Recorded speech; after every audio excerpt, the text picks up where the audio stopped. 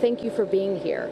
That is one of the first things Amy Grace Ullman said to me earlier today when we met her at the front door of her parents' business, which has been operating in Ingram for almost 30 years. They were cleaning out the ruined inventory that is now unfortunately trash, but they still had a little bit of hope in their hearts for what could happen next. Unthinkable. We met Amy Grace Ullman at the front door of heartbreak.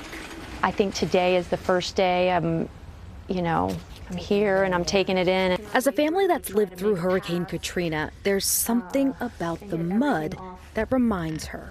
Just getting your head around how this happened in the middle of the night with no warning, people asleep in their beds and just washed away.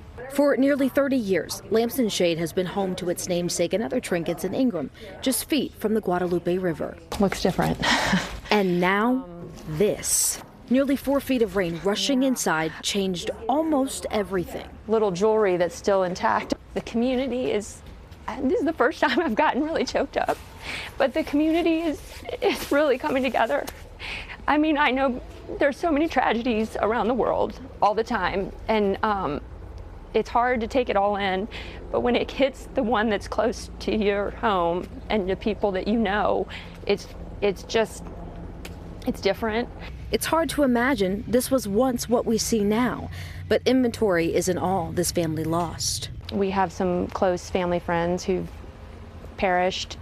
They have 2 friends still missing, 2 that are gone for sure, and including Dick Eastland, who is the director of Camp Mystic. There's a lot of amazing communities around the world too, but this is special. People really are just showing up out of every corner, and I know people everywhere. I've gotten messages from friends in Sweden and Belgium and every state across the U.S. that all want to help. We pause for the helicopter to pass. It's almost reverent, a moment of silence for those still dedicated, still searching.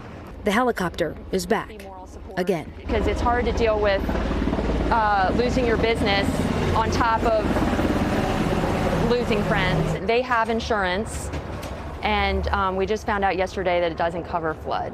While FEMA is offering loans, Amy Grace says the agency isn't extending grants to small businesses right now. We'll figure it out. She and her parents, Johanna and Wright Roussel, feel the weight of what's been taken and who they've lost.